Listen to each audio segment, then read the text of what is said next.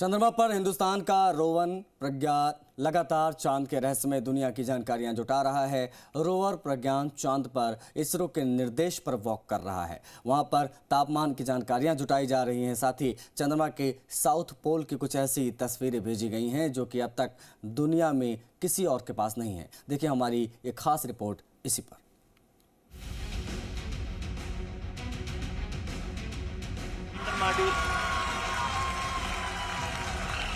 We are looking excitedly for the next 13-14 days until the day on the moon sets. Hindustan का mission Chandrayaan 3 बिल्कुल सही track पर है।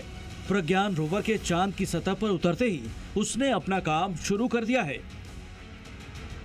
इसरो के मुताबिक प्रज्ञान रोवर ने पहली बाधा पार कर ली है। रोवर ने करीब 100 मिलीमीटर के क्रेटर को क्रॉस किया, लेकिन उसे अभी कई चुनौतियों का सामना करना बाकी है। इसरो चंद्रयान और रोवर लैंडर की जुटाई जानकारी लगातार साझा कर रहा है। इसरो ने वो जानकारियां साझा की जो चांद की सतह से रोवर प्रज्ञान भेज रहा है।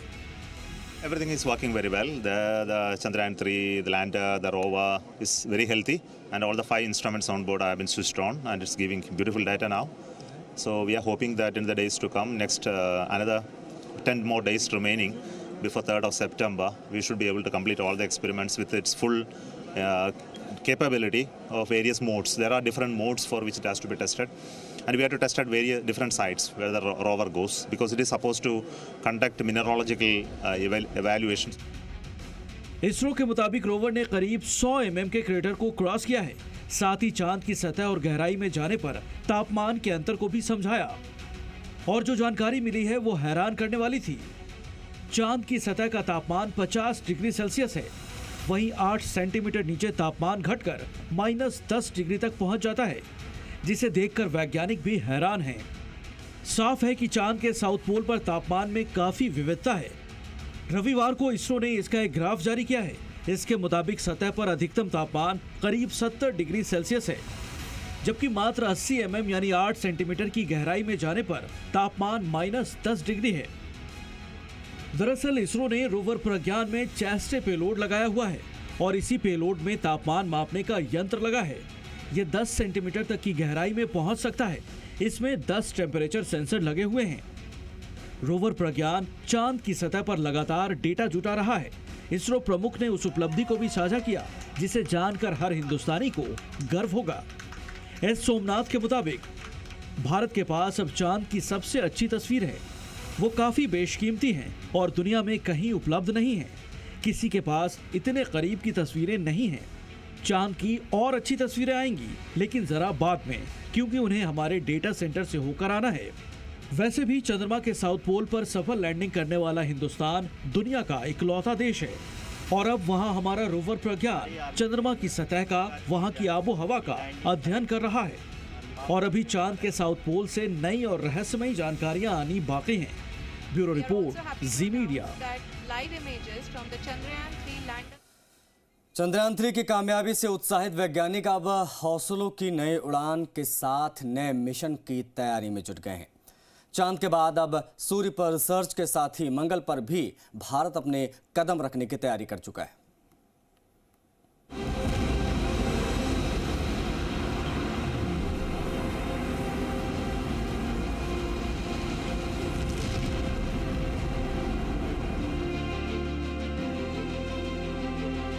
चांद तक यात्रा की क्षमता दुनिया देख चुकी है। अब बारी मंगल और शुक्र तक यात्रा की क्षमता दिखाने की है। भारत मंगल की कक्षा तक भी एक बार पहुंच चुका है, और अब बारी मंगल के और करीब जाने और शुक्र तक यात्रा की क्षमता को दिखाने की है। प्रधानमंत्री नरेंद्र मोदी ने जिस तरह भारत के वैज्ञानिकों की पीठ थपथपाई है, उससे उनका आत्मविश्वास भी बढ़ा है। और प्रधानमंत्री नरेंद्र मोदी के इन शब्दों को ध्यान से सुनिए। इनमें संकेत भी छिपे हैं कि इसरो के मिशन के लिए आने वाले वक्त में निवेश की कोई कमी नहीं होने वाली है। आपकी वर्षों की तपस्या, मेहनत ने साबित किया है कि आप जो ठान लेते हैं वो आप करके दिखाते हैं।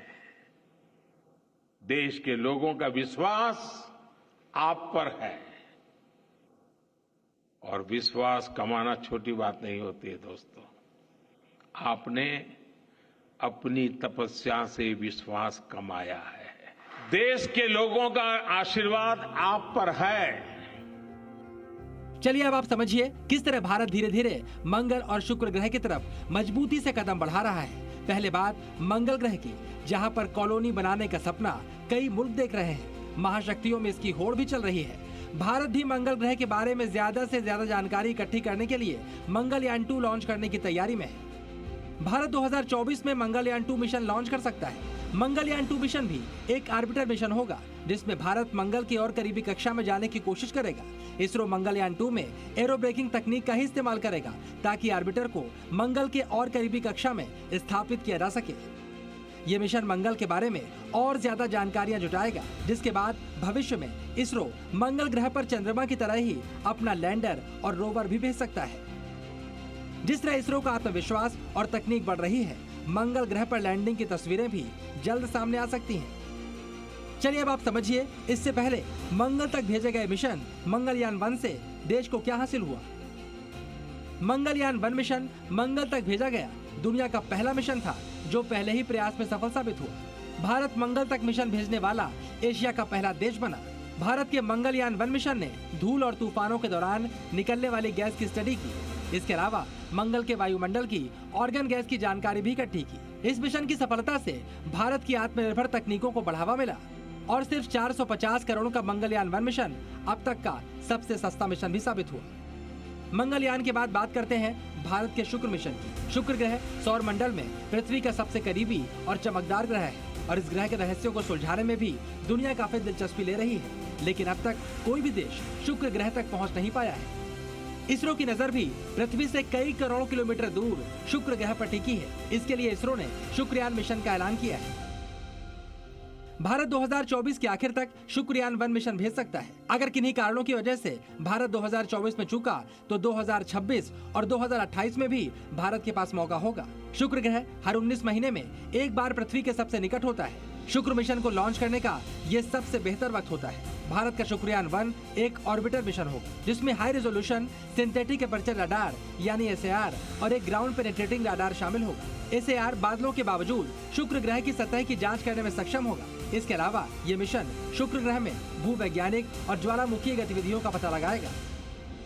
चीन 2027-28 तक शुक्र मिशन भेज सकता है, जबकि अमेरिका 2031 में शुक्र मिशन भेजना चाहता है। ये वो वक्त होगा जब शुक्र तक पहुंचना सबसे आसान होगा, क्योंकि इस वक्त लिफ्ट ऑफ पर आवश्यक ईंधन की मात्रा सबसे कम होगी। लेकिन इससे पहले अगर भारत शुक्र तक मिशन भेजने में कामयाब हो जाता है, तो भारत इस रेस में सबसे आगे है। ब्यूरो रिपोर्ट, जी मीडिया।